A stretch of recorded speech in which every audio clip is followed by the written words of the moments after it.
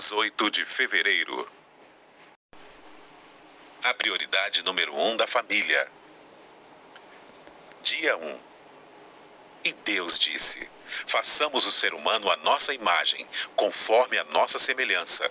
Tenha ele domínio sobre os peixes do mar, sobre as aves dos céus, sobre os animais domésticos, sobre toda a terra e sobre todos os animais que rastejam pela terra. Assim Deus criou o ser humano à sua imagem. A imagem de Deus o criou. Homem e mulher os criou. E Deus os abençoou e lhes disse: sejam fecundos, multipliquem-se, encham a terra e sujeitem-na. Tenham domínio sobre os peixes do mar, sobre as aves dos céus e sobre todo animal que rasteja pela terra. Gênesis 1, 26 a 28. Se o Senhor não edificar a casa, em vão trabalham os que a edificam. Se o Senhor não guardar a cidade, em vão vigia a sentinela. Será inútil levantar de madrugada, dormir tarde, comer o pão que conseguiram com tanto esforço. Aos seus amados, ele o dá enquanto dormem.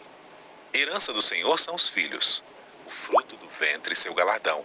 Salmo 127, 1 ao 3. Filhos, obedeçam a seus pais no Senhor, pois isto é justo.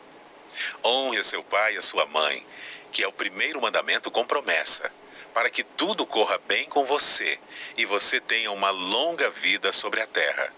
E vocês, pais, não provoquem os seus filhos à ira, mas tratem de criá-los na disciplina e na admoestação do Senhor. Efésios 6, 1 ao 4. E tudo o que fizerem, seja em palavra, seja em ação, façam em nome do Senhor Jesus, dando por ele graças a Deus Pai. Esposas, que cada uma de vocês se sujeite a seu próprio marido, como convém no Senhor. Maridos, que cada um de vocês ame a sua esposa e não a trate com amargura. Colossenses 3, 17 a 19. O plano original.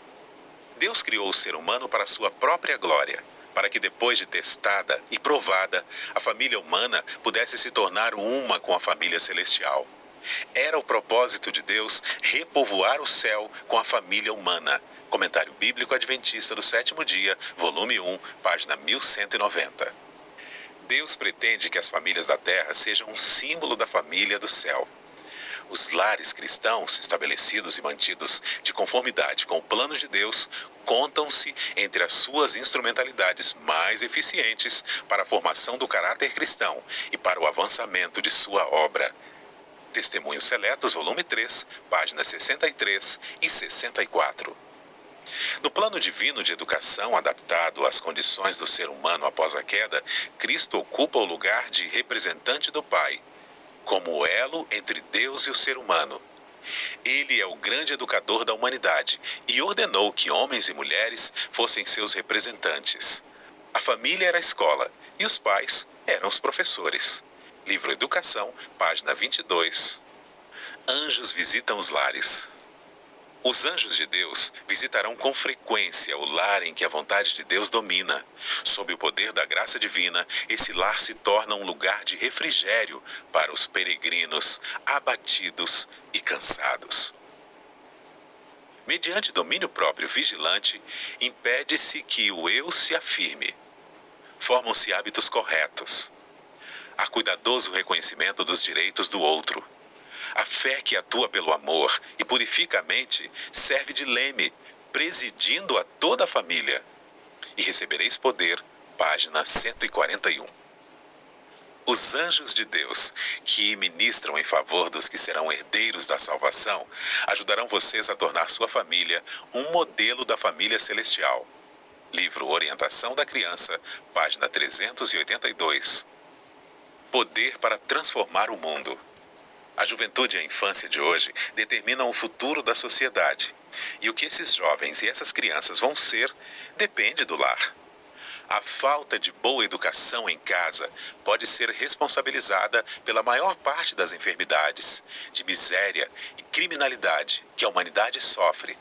Se a vida doméstica fosse pura e verdadeira, se os filhos que saem do lar estivessem devidamente preparados para enfrentar as responsabilidades da vida e seus perigos, que transformação o mundo experimentaria? A Ciência do Bom Viver, página 351. Assim como Abraão, os pais devem de modo especial ver a si mesmos como instrumentos de Deus para instruir seus filhos a guardar o caminho do Senhor. Precisam buscar as Escrituras com diligência, a fim de saberem qual é o caminho do Senhor, para que possam ensinar a sua casa. Miqueias disse: o que o Senhor pede de você? Que pratique a justiça, ame a misericórdia e ande humildemente com seu Deus. Miqueias 6, 8. Para serem educadores, os pais devem ser discípulos, constantemente recebendo luz dos oráculos de Deus, levando essa preciosa luz por preceito e exemplo à educação de seus filhos. O Lar Adventista, páginas 146 e 147. Ensinar por preceito e exemplo. Os pais devem demorar-se mais no lar. Por preceito e exemplo, devem ensinar os filhos a amar e temer a Deus. Devem ensinar-lhes a ser compreensivos, sociáveis, afetivos, a cultivar hábitos de trabalho, de economia e abnegação. Dando aos filhos amor, simpatia e encorajamento no lar, os pais podem prover-lhes um seguro e aprazível refúgio contra muitas tentações do mundo. Fundamentos da Educação Cristã, página 65. Pela luz que Deus me tem dado, sei que o esposo e a esposa devem ser no lar sacerdotes, médicos, enfermeiros e mestres, unindo os filhos a si mesmos e a Deus, educando-os para que deixem cada hábito que de alguma maneira prejudique a obra de Deus no corpo e ensinando-os a cuidar de cada parte do organismo. O Lar Adventista, página 147. Se você deve ser a luz do mundo, essa é a luz que deve brilhar em seu lar. Aqui deve exemplificar as graças cristãs, ser amável, paciente, bondoso e firme. Necessita buscar constantemente a mais elevada cultura da mente e do caráter. Como um humilde filho de Deus, aprenda na escola de Cristo.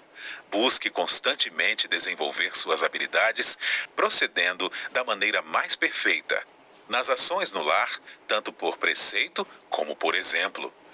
Deixe que a luz da graça celestial irradie seu caráter, que deve ser a luz do sol no lar. Review and Herald, 15 de setembro de 1891. O grande movimento de reforma deve começar com a apresentação dos princípios da lei de Deus aos pais, mães e filhos. Testemunhos para a Igreja, volume 6, página 119. Atitudes no lar cristão.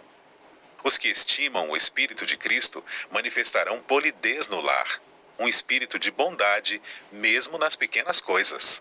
O Lar Adventista, página 349. Mesmo que seja simples, o lar pode sempre ser um lugar em que sejam ditas palavras alegres e sejam praticados atos de bondade, onde a cortesia e o amor sejam hóspedes constantes. O Lar Adventista, página 14. Pais, Deus deseja que vocês tornem sua família uma amostra da família do céu. Guardem seus filhos, sejam bons e ternos para com eles. Pai, mãe e filhos devem estar unidos pelos elos dourados do amor. Uma família bem ordenada e bem disciplinada é um poder maior para demonstrar a eficiência do cristianismo do que todos os sermões do mundo. Quando pais e mães compreenderem como seus filhos os imitam, vigiarão cuidadosamente toda a palavra e todo gesto. Comentário Bíblico Adventista do Sétimo Dia, volume 6, página 1248. Influência doméstica. A felicidade de homens e de mulheres e o êxito da igreja dependem em grande parte da influência doméstica. Interesses eternos estão envolvidos no necessário desempenho dos deveres diários da vida. O mundo não precisa tanto de mentes brilhantes como de homens bons, que sejam uma bênção na própria família. Obreiros Evangélicos, página 204. O andar de Enoque com Deus não ocorreu em arrebatamento de sentidos ou visão, mas em todos os deveres da vida diária. Não se tornou um eremita, excluindo-se inteiramente do mundo, pois tinha uma obra a fazer para Deus no mundo. Na família e em suas relações com as pessoas, como esposo, pai, amigo e cidadão, foi ele um servo do Senhor constante e inabalável. Vidas que Falam, página 23. Paz no lar e na igreja. Haja paz no lar e haverá paz na igreja. Essa preciosa experiência levada para a igreja será um meio de criar bondoso afeto de uns para com os outros. As brigas acabarão.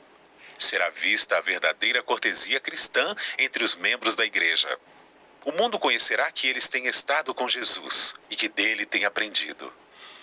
Que impressão exerceria a igreja sobre o mundo se todos os membros vivessem a vida cristã? Orientação da criança, página 382. Introduzam a verdade em seus lares para santificá-los e purificá-los.